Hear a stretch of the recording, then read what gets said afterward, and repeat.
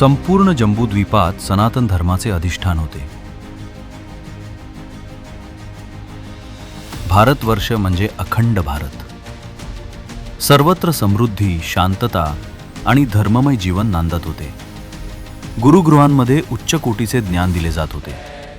विद्यार्थी वेद, शास्त्र, गणित, खगोलशास्त्र आणि तत्वज्ञान यामध्ये पारंगत होत होते.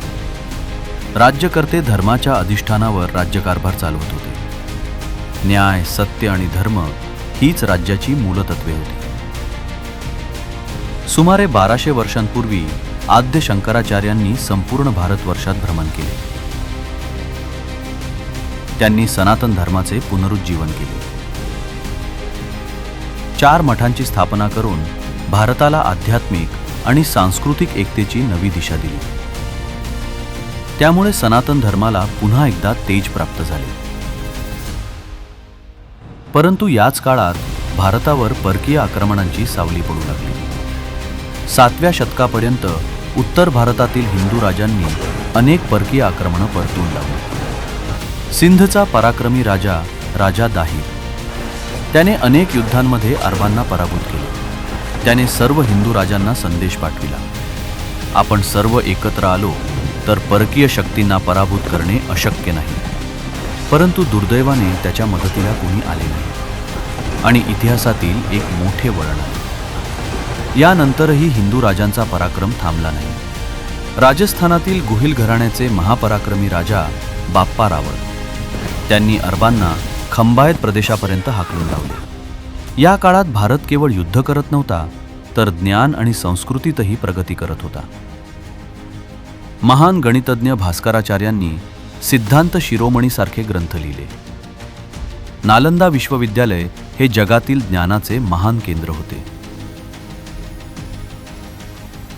13व्या शतकात अल्लाउद्दीन खिलजीने चितोडवर आक्रमण केले. त्यावेळी राजा रत्नसिंह राज्य करत होते. परंतु या संघर्षात भारताच्या स्त्री शक्तीने अद्वितीय त्यागाचा परिचय दिला. राणी पद्मिनींसह सुमारे 15,000 राजपूत स्त्रियांनी आपल्या शीलरक्षणासाठी अग्नीत स्वतःची आहुती दिली. इतिहासातील हा जौहर त्याग आणि स्वाभिमानाचे महान उदाहरण ठरला.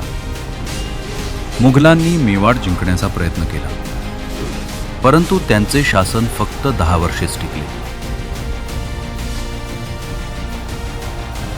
कारण या भूमीतील पराक्रमी राजपुतांनी त्यांना कधीही शांत बसू दिले नाही.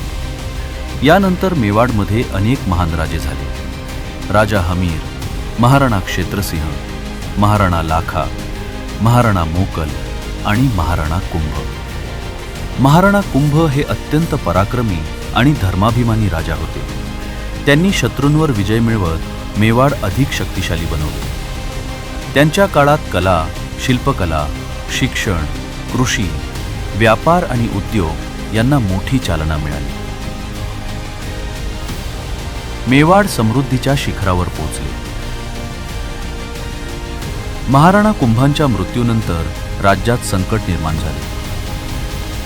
परंतु मेवाडच्या जनतेने धाकटा मुलगा रायमल्ल याला संघर्ष करून गादीवर बसवले. रायमल्लाच्या नेतृत्वाखाली मेवाड पुन्हा मजबूत झाले. यानंतर मेवाडच्या इतिहासात एक महान योद्धा उदयास आला, महाराणा संग्रामसिंह म्हणजेच राणा सांगा. त्यांच्या पराक्रमामुळे 19 वर्ष मेवाड सुरक्षित राहिले आणि राज्याची भरभराट झाली. राणा सांगा यांच्या मृत्यूनंतर राणी कर्मवतीने सरदारांच्या मनात देशभक्तीची ज्योत प्रज्वलित केली. यानंतर इतिहासात उभा राहिला एक महान योद्धा, महाराणा प्रताप. अकबरासारख्या शक्तिशाली सम्राटाशी ते अनेक वर्ष लढत राहिले आणि हिंदू धर्म व स्वाभिमानाचे रक्षण करत राहिले.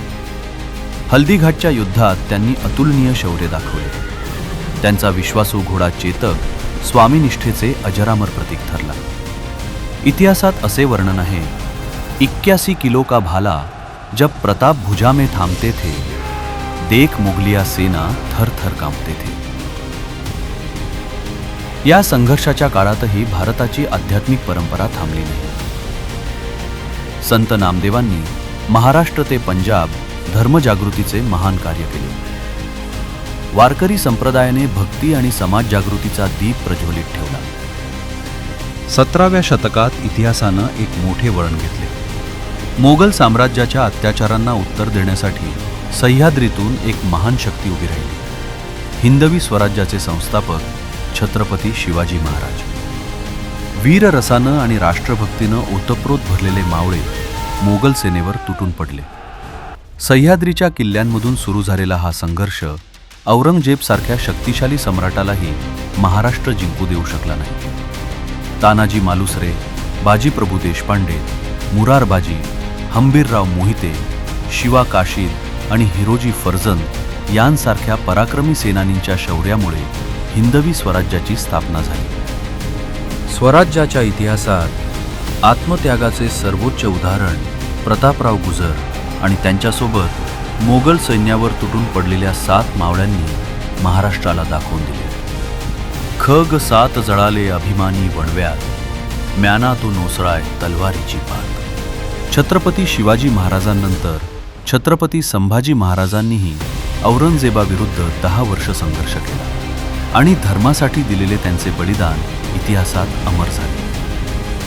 हा इतिहास आहे पराक्रमाचा, त्यागाचा आणि सनातन संस्कृतीच्या अखंड परंपरेचा.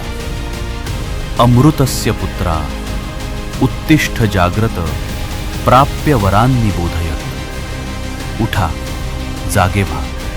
हिंदू धर्माचे ध्येय प्राप्ती होईपर्यंत स्वस्थ बसू नका.